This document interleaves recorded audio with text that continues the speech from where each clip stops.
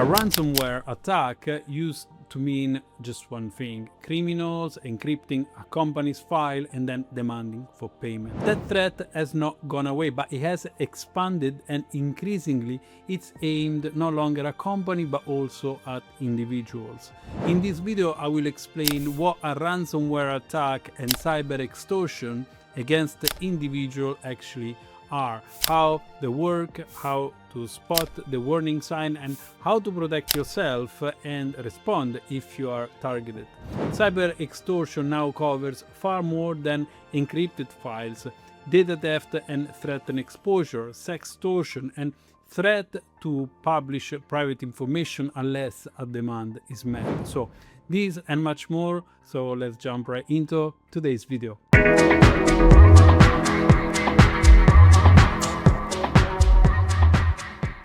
What is a ransomware attack and cyber extortion? A ransomware attack is when criminals lock or steal your data and then demand for a payment. Cyber extortion is the broader category, any threat to harm you by exposing data, publishing images, or releasing private information unless you pay. The model has shifted towards individuals for three reasons.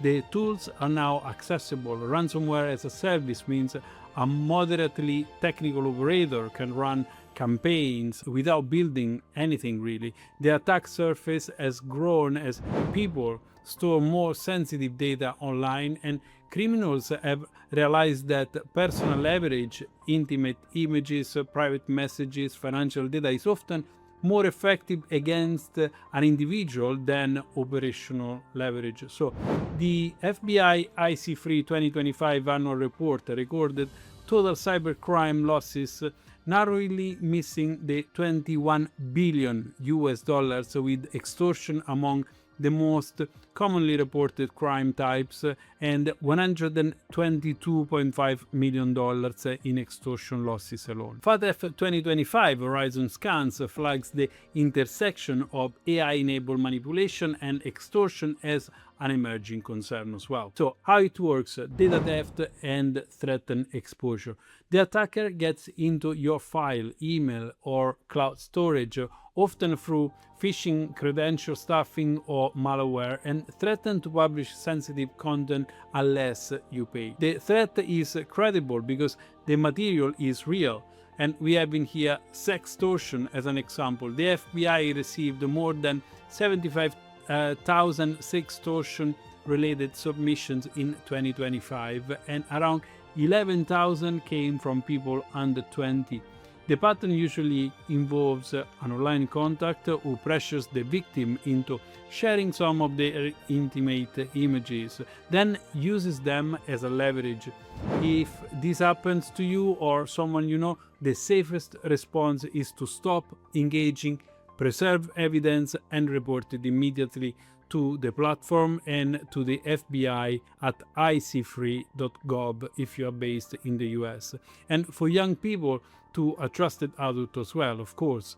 AI has made this worse, unfortunately, by enabling fabricated images from ordinary photos as well. Let's now talk about doxing and harassment-based extortion.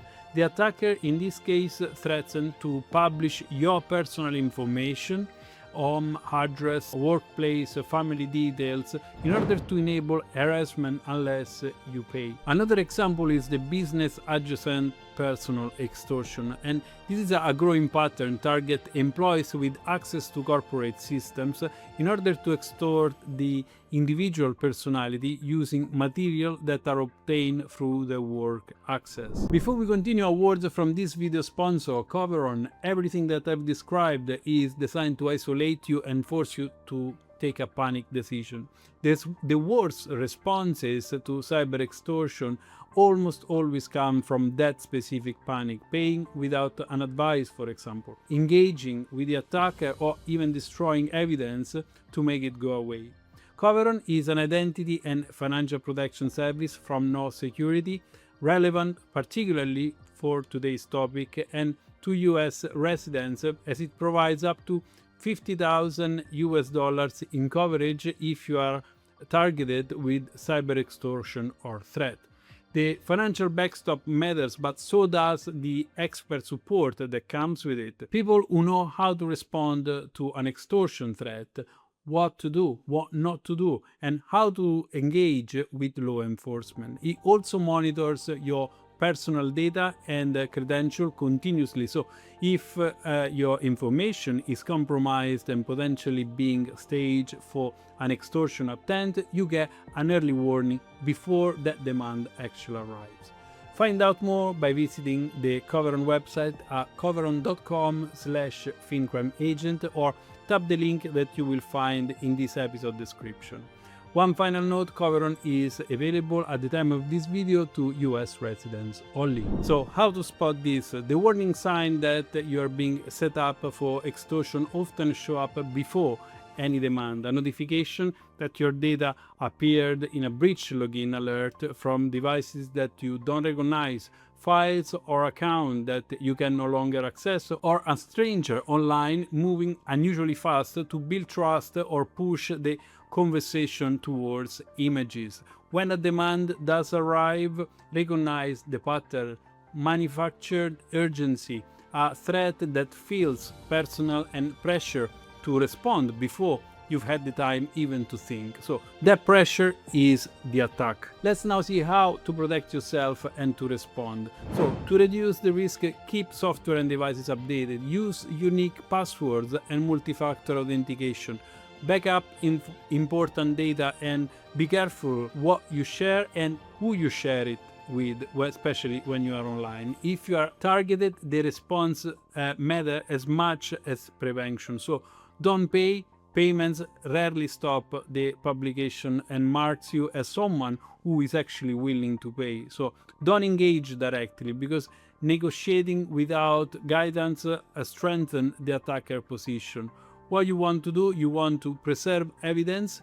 The instinct to delete everything is understandable but counterproductive in these cases, because law enforcement needs those kind of evidence, and do report it. So shame and fear keep many victims silent, and this is exactly what keeps this kind of fraud to continue to happen. So extortion becomes profitable because people do not continually report on them. In the US, report this to the FBI at ic3.gov, and if you are a young person that is involved, tell a trusted adult and report it straight away.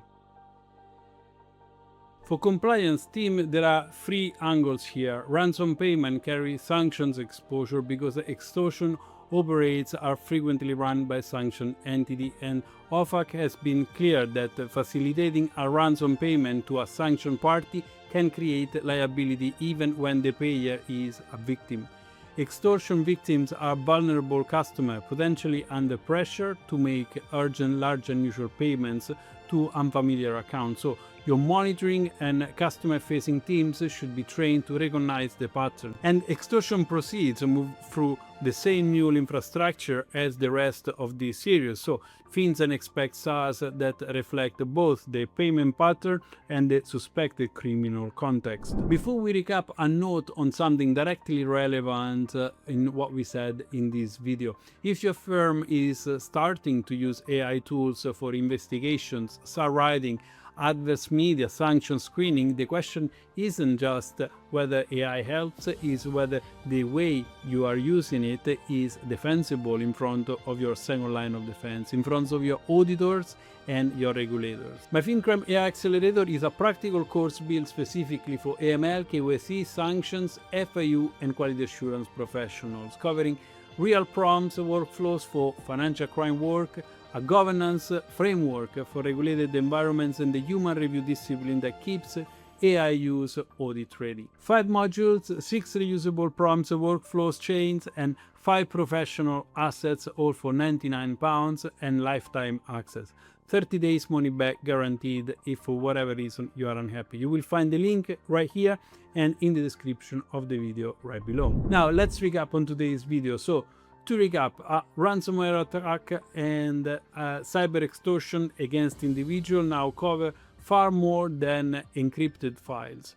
Data theft and threat and exposure, sextortion, doxxing, and business adjacent personal targeting. The FBI recorded $122.5 million in extortion losses and over 75,000 sextortion submissions in 2025, and those figures undercount the real scale because so few victims are still reporting. You spot it by early breach and access signal and the manufactured urgency of a demand that it comes to you. You protect against it with basic security hygiene, and you respond by not paying, not engaging alone, preserving evidence and reporting. For compliance teams, ransom payments carry sanctions exposures as well, so victims are vulnerable customers and the proceeds flows through the infrastructure that your AML monitoring is built also to catch. If you found this useful, do press the like on this video and subscribe, and share it with someone on your team working on cyber-enabled financial crime or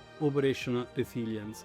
And a final thank you to Coveron for sponsoring this 6 video series. It's been a genuinely good fit. The threats covered across these videos are exactly the threats that their product is built to address at the personal level. I'm Marco Beranzoni, and I will see you in the next one.